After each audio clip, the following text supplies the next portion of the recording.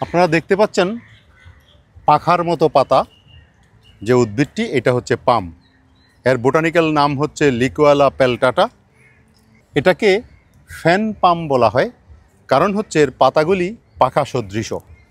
এটা সাধারণত অর্নামেন্টাল উদ্ভিদ হিসাবে আধুনিক ল্যান্ডস্কেপিংয়ের জন্য অনেক শৌখিন বাগানিরা তাদের বাড়ির আঙিনায় এবং বড় বড় গার্ডেনে এটাকে রোপণ করা হয়।